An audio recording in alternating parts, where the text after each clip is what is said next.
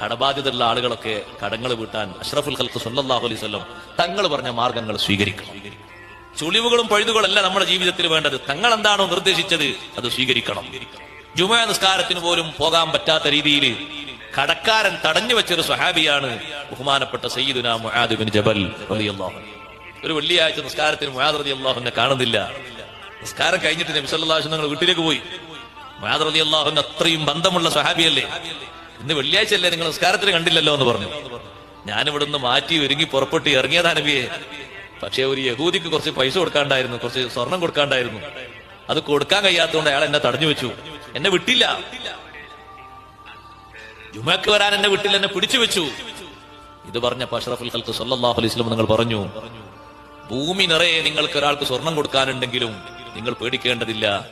സൂറത്ത് ആലി ഇമ്രാനിലെ 26, 27 ആയത്തുകൾ ഓതിക്കൊടുത്തിട്ട് തങ്ങൾ ചൊല്ലാൻ പറഞ്ഞു എല്ലാ ദിവസവും.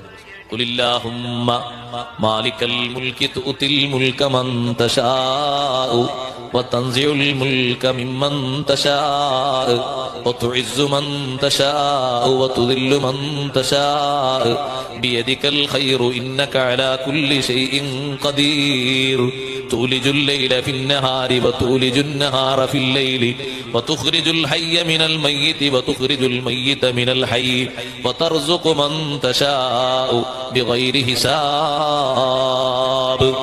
ഈ ആയത്തുകൾ എല്ലാ ദിവസവും ഓതാൻ വേണ്ടി മുആദ് റളിയല്ലാഹു അൻഹുവിനോട് നിർദ്ദേശം കൊടുക്കുന്നു സയ്യിദുനാ റസൂലുള്ളാഹി സ്വല്ലല്ലാഹു അലൈഹി വസല്ലം.